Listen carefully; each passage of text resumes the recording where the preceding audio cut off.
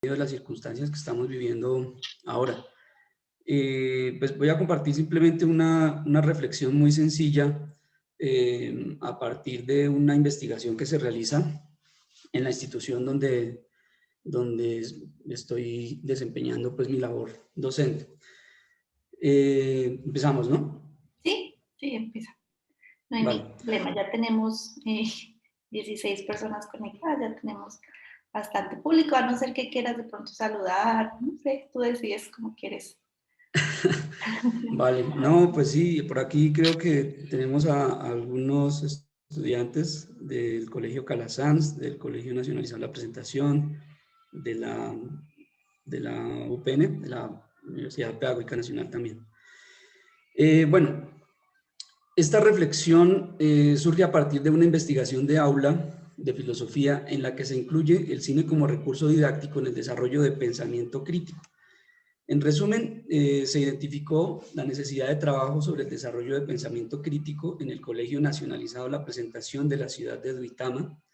Se realizó una investigación sobre este aspecto, llevando a diseñar una serie de talleres a partir de algunos capítulos de la serie Black Mirror, una serie de televisión catalogada como cine distópico y que reúne aspectos y temas que resultan sugerentes para la reflexión filosófica en el aula.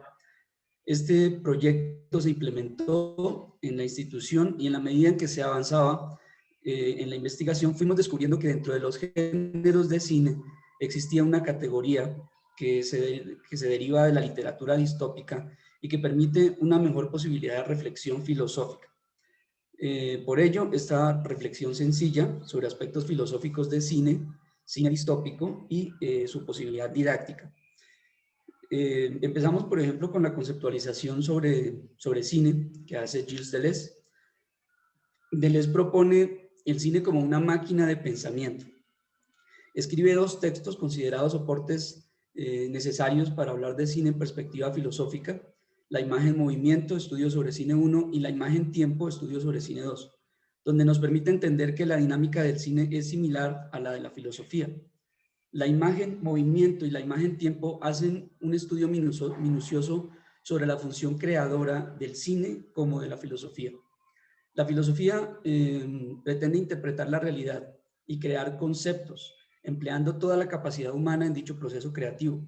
De igual manera, el cine crea una realidad que, aunque parece paralela y fantástica, está hecha de imágenes, saltos de tiempo, espacio, etc.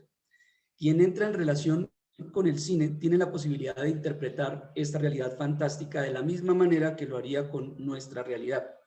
Tanto el cine como la filosofía son entonces lenguajes autónomos que parten del pensamiento creativo y pueden generar pensamiento crítico. En este sentido, Deleuze no somete uno ante el otro ni emplea alguno como pretexto para hablar del otro. Lo dice literalmente así: no hay obra que no tenga su comienzo o su continuación en otras artes. Si he podido escribir sobre cine, ha sido invocando el derecho a la reflexión. No ha sido invocando el derecho a la reflexión, sino porque los problemas filosóficos me han llevado a buscar respuestas en el cine. Deleuze, 1987. El trabajo reflexivo sobre cine en la filosofía no debe llevar a utilizar el cine para hacer filosofía, ni explicar filosofía a través de películas, sino tener la posibilidad de disfrutar una película en el aula y proponer discusiones y actividades abiertas a partir de las impresiones que ésta genera en los estudiantes.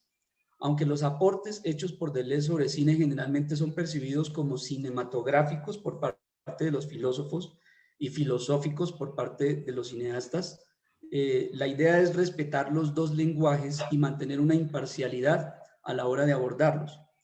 Los aspectos teóricos que presenta Deleuze sobre cine a partir de la imagen y el tiempo pueden pasar desapercibidos por un espectador cotidiano de cine o televisión, pero al entenderlos nos permite una interacción más consciente con la intención del autor y seguramente un compromiso más activo en la reflexión que se puede generar. Para Deleuze, la imagen tiene una función de representación que busca establecer criterios causales.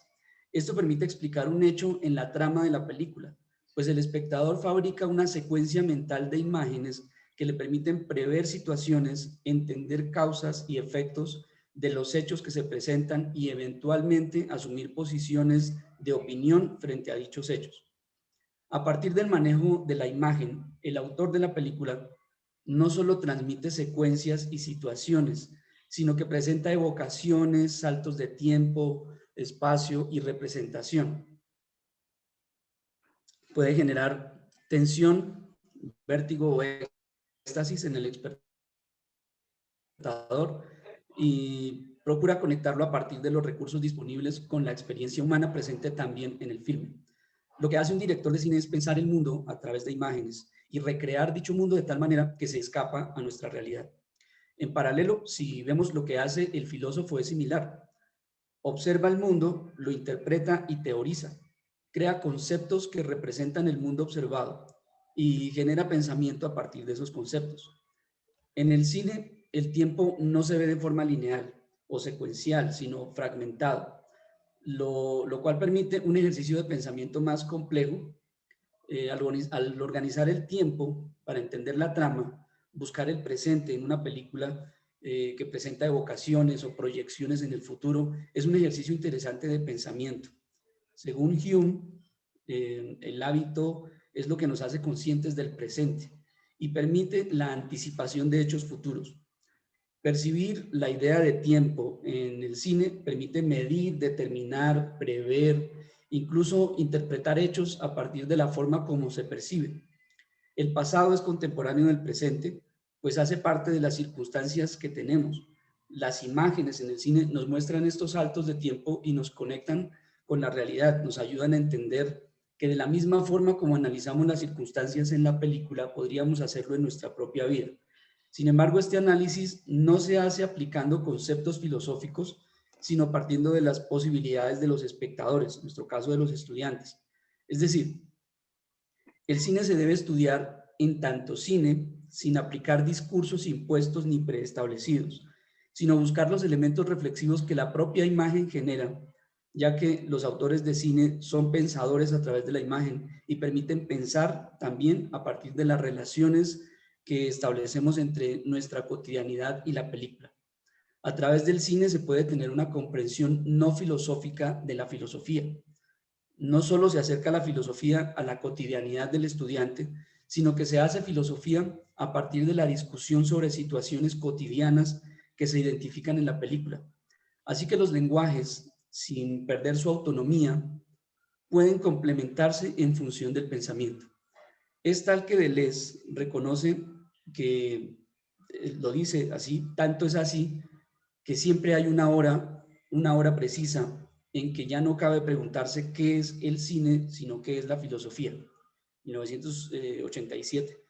Esta cita es bien interesante porque Deleuze, de la filosofía, se acerca al cine, se mete en todo el mundo, en el lenguaje del cine, lo estudia muy a fondo y luego desde allá vuelve a salir y empieza a estudiar la filosofía y entonces dice, escribe de hecho qué es la filosofía después de haber estudiado el cine. Entonces lo que quiere decir que pues respeta los dos lenguajes. Aunque no se puede considerar a Deleuze como crítico de cine, tal vez estas posturas filosóficas del cine lo acercan a André Bazin, quien sí hace en rigor crítica sobre cine. Bazin nos muestra un estudio fenomenológico sobre las imágenes del cine, que evidencia cómo el cine puede captar la realidad a partir de la imagen. Al percibir la imagen del cine se hace el mismo ejercicio de cuando se percibe la realidad. Tomamos vistas casi instantáneas de la realidad que pasa y como son características de esta realidad, nos basta para exaltarlo a lo largo de un devenir abstracto, uniforme e invisible situado en el fondo del aparato del conocimiento para imitar lo característico del devenir mismo. En general, percepción, intelección y lenguaje proceden así, tanto si se trata de pensar el devenir como de expresarlo e incluso percibirlo. No hacemos más que accionar una especie de cinematógrafo interior. Todo lo que procede podría resumirse diciendo que el mecanismo de nuestro conocimiento usual es de naturaleza cinematográfica. Lo dice Bazin en 1990, lo que quiere decir que somos como un cinematógrafo, estamos percibiendo el mundo a través de imágenes. Bergson, siendo el primer filósofo que involucra el cine en su pensamiento filosófico, en la evolución creadora que le valió el premio Nobel, explica la forma como la mente humana conoce las formas exteriores y propone que es igual a lo que sucede en el cine. Dice que nosotros percibimos la realidad y de ella extraemos conceptos. Entonces los conceptos son fotogramas que corren a gran velocidad y que percibimos en lo que llamamos realidad. El lenguaje mismo está hecho de imágenes. Cada concepto es una imagen y en la creación de una frase se encuentran varios conceptos organizados de tal manera que le dan sentido a la frase. Esa frase denota movimiento, una acción compuesta por sujeto y predicado, pero lo que compone la frase termina siendo una reunión de imágenes. Si esto sucede en lo que llamamos realidad, es justo lo que sucede en el cine. Me gustaría compartir de una manera súper rápida aquí un fragmento, un video. Si me permites, ahí a compartir. Espera, por favor, te pongo de anfitrión para que puedas... Ya puedes compartirlo. Ok, gracias. Es solo un fragmentico súper cortico, pero me parece que nos muestra lo que quiere decir Bergson. Las imágenes. ¿Listo? ¿Ya lo están viendo ahí? Sí, pero no lo reproduces, ¿verdad? Ok, ya, ahí va. Solo un pedacito.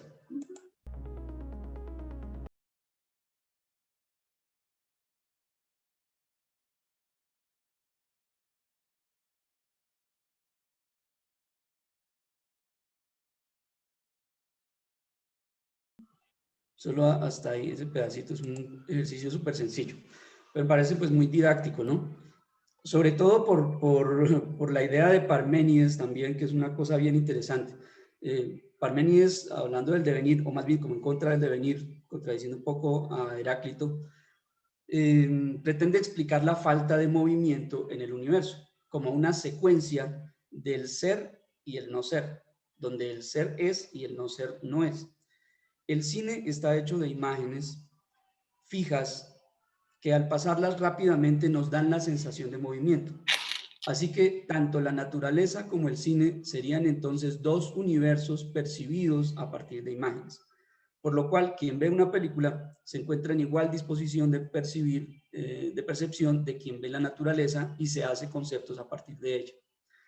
En conclusión, sobre esta primera parte, tanto las imágenes del cine como las imágenes de la realidad permiten la transmisión de conceptos y al discutir sobre ellos, sumado a los saltos de tiempo y espacio, los dilemas morales de los personajes y su cotidianidad, podemos generar pensamiento. Directamente ya hablando sobre el recurso del cine distópico, podríamos decir también que se habla de utopías y distopías desde la literatura como realidades fantásticas futuras que parten de realidades contemporáneas. En el caso de la utopía encontramos ejemplos clásicos como la organización del Estado ideal de Platón en la República, donde presenta un esquema social basado en tres facciones.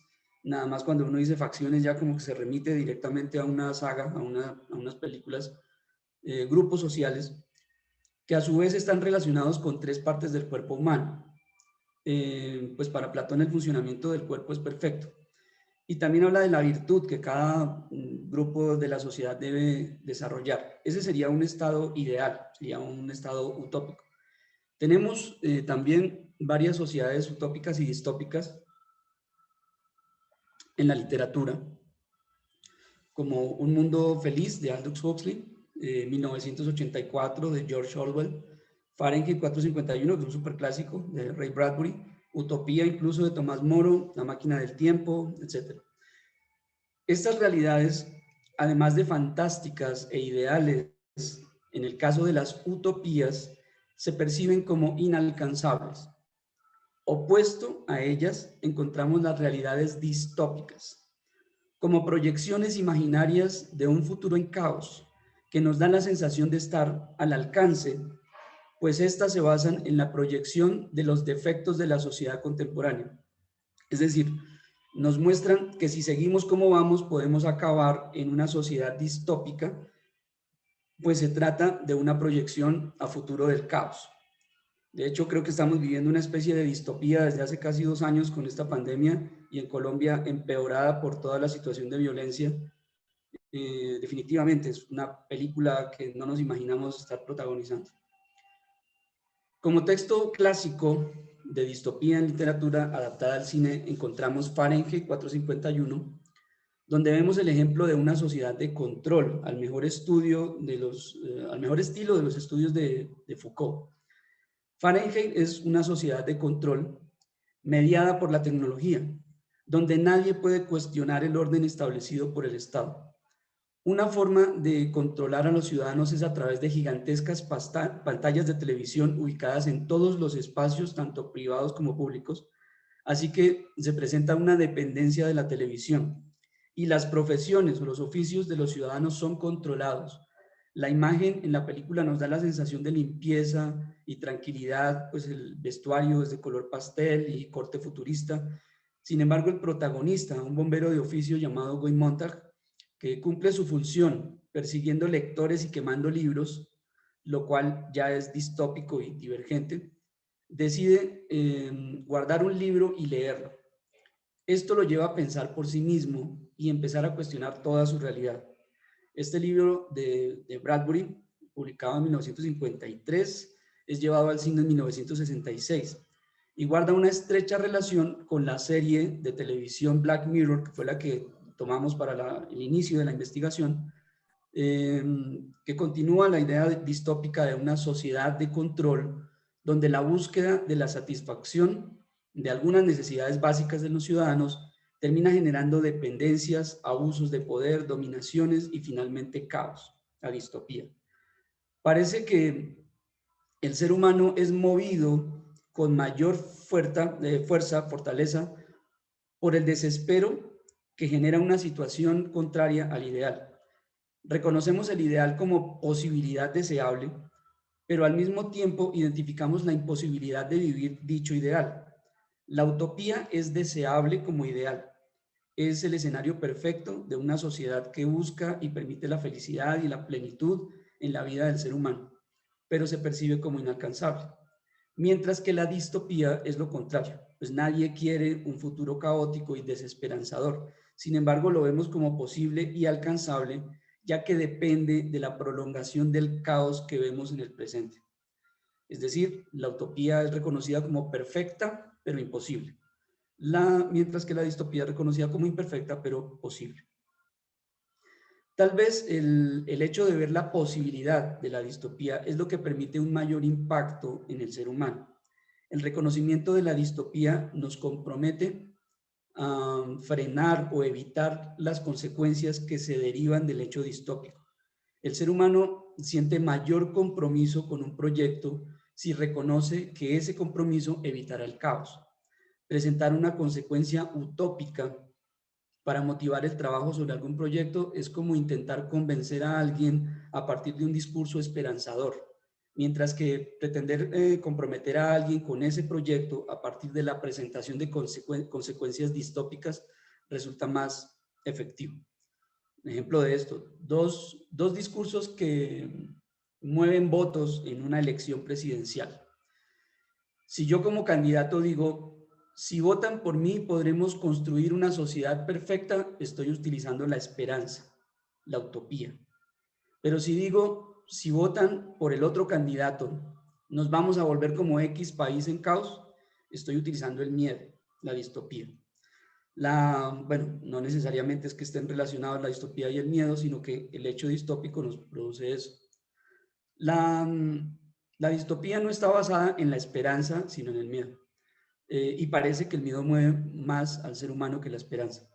Por ello es importante resaltar que la distopía genera más posibilidades de discusión que la utopía. Es una hipótesis que estamos tratando de revisar en la investigación que estamos haciendo. Comparando diferentes tipos de películas, se hacen muchísimos análisis, muchas reflexiones, se genera una producción escrita, pero parece que la distopía motiva mucho más. Esta es sugerente, pues choca fríamente contra la realidad y busca la reacción del espectador. Problematiza la cotidianidad de tal manera que nos obliga a pensar en las posibilidades de vivir una situación caótica, las maneras en que podríamos evitarlo y la relación que se puede establecer entre estas situaciones distópicas y nuestra propia experiencia. En este sentido, pues, ¿por qué se trabajó a partir de Black Mirror? Black Mirror es una serie de televisión británica ganadora del premio Emmy Internacional en 2012, según la BBC News, en la categoría de mejor película para televisión, donde fue catalogada precisamente como cine divergente, distópico, ciencia ficción y serie antológica, pues emplea la técnica del cine, su rigor y proyección distópica hacia una sociedad avanzada en tecnología y con posibles consecuencias en su uso inadecuado. Carlton Brooker es uno de los creativos de la productora Cepotron y es quien propone esta serie divulgada a través de Netflix. La serie consta de 4 temporadas con pocos capítulos. Sin embargo, una característica antológica es la antología, digamos, que es una serie antológica. Los capítulos son independientes, cada capítulo presenta una historia distinta en un tiempo alrededor de los 60 minutos, lo cual lo hace didácticamente recomendable para trabajar en el aula. Bueno, sobre Black Mirror se ha escrito mucho, bastantes críticas, estudios académicos, se han publicado artículos de reflexión a partir de los temas abordados. Se trata de un fenómeno que podría tomarse de manera comercial, pero que también ha sido elaborado con tal rigor cinematográfico que se acerca a las grandes producciones del séptimo arte. Con la facilidad de su acceso, pues se encuentra en una plataforma virtual. De hecho, encontrar Black Mirror en una plataforma virtual de televisión hace que generalmente se vea como un producto comercial superficial o sin rigor cinematográfico. Sin embargo, ganar el premio Emmy y ser catalogado como cine distópico permite que las reflexiones hechas por Gilles Deleuze, André Bazin, sean pertinentes a la hora de elegir esta serie para su trabajo investigativo. El cine, en general, presenta gran variedad de componentes simbólicos, representaciones, situaciones que posibilitan discusión, el análisis o la toma de posición. Sin embargo, ha sido subvalorado en el aula al verlo como complemento de los contenidos, de las materias, de las áreas, y no como posibilidad abierta de identificación temática. En lugar de utilizarlo para completar el tema visto en clase, se puede incluir el goce propio de ver cine en el aula, discutir sin una pretensión preestablecida y valorar los aportes hechos por los estudiantes. El cine en el ámbito educativo ha sido importante, sin embargo es necesario revalorar ese aporte, ya que nos permite el ingreso del lenguaje general al lenguaje cinematográfico en particular, donde los estudiantes pueden leer, estudiar, interpretar la película, así como recorrer situaciones que impactan, chocan, contradicen, refuerzan nuestras convicciones y nos llevan a asumir posiciones que suponen la utilización de pensamiento crítico. Cuando vemos situaciones contradictorias o identificamos hechos distópicos, podemos asumir posturas de indiferencia frente a ellos. Sin embargo, empleando estas situaciones de forma didáctica y desarrollando una reflexión a modo de conversación, podemos guiar al estudiante hacia el desarrollo del nivel de pensamiento. El cine, como es planteado por André Bazin, es el arte de lo real, puesto que permite al espectador dirigir su atención hacia personajes, situaciones y dilemas que bien podrían presentarse en la realidad, el contexto de los estudiantes. A todas luces, si el pensamiento crítico nos permite asumir posiciones frente a ciertos hechos en el ejercicio intelectual, y el ejercicio intelectual necesario para el desarrollo, parte del análisis de situaciones reales, es posible integrar los diversos aportes hechos por la filosofía en su esfuerzo por la conceptualización del pensamiento crítico. La teoría específica de pensamiento crítico propuesto por Peter Fazione, y la teoría crítica educativa, incluso desde Freire, para hacer factible el desarrollo de pensamiento crítico a partir del cine distópico en el aula, ya que los elementos presentados por la distopía configuran las realidades propicias para su análisis y discusión. Finalmente, fue muy corto, muy puntual creo yo, quiero compartir un ejercicio realizado por estudiantes a partir del tema Filosofía en Pandemia el año pasado, donde no solo se realizó un trabajo de reflexión filosófica escrita, producción escrita, sino que se logró integrar la producción de cine como resultado de estos ejercicios. Entonces es un minuto que, un segundito ya lo pongo acá, listo. Entonces ya lo comparto.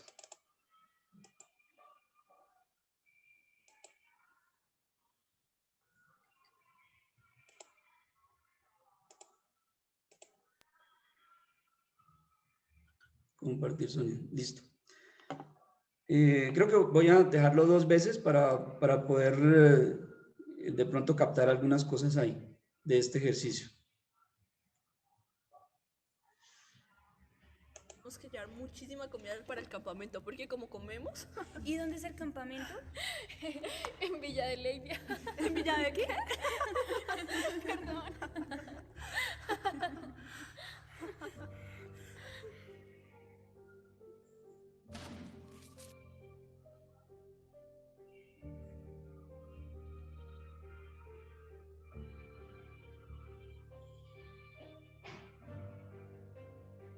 ¿Tiene un propósito el universo, la humanidad, tu propia existencia? ¿Qué es lo que deseas? ¿Estar con los demás o no estar contigo misma? ¿Necesitas estar con los demás para llenar tu propio vacío?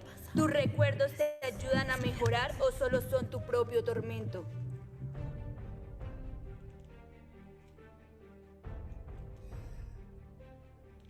¿A qué le temes? ¿Al virus o a ti misma? Bueno, yo creo que con una sola vez es suficiente, creo que se entendió bien. Bueno, eso sería entonces un poco la reflexión sobre digamos, la conceptualización del cine y específicamente la parte distópica de este género en el aula y cómo permite el desarrollo de una reflexión filosófica, la distopía. Muchas gracias, Aida. Sí, muchas gracias por esa reflexión y por esa propuesta didáctica, pedagógica, que yo sé que ha traído muchos frutos en el desarrollo del pensamiento crítico de tus estudiantes y también ha sido como base para desarrollar otras propuestas en cuanto a la relación cine distópico y pensamiento filosófico. Te agradezco mucho. Abrimos el espacio para preguntas. Si quieren escribir a través del chat o si gustan pueden abrir su micrófono y dar sus preguntas para Félix. Se alguém tem alguma pergunta, pode ligar seu microfone e eu tento traduzir do melhor jeito, tá?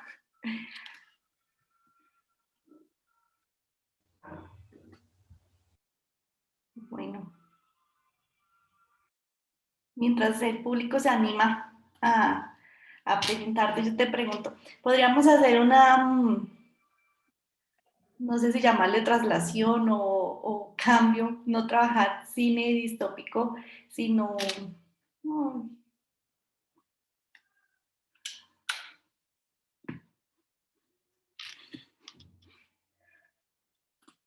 puta, ¿qué?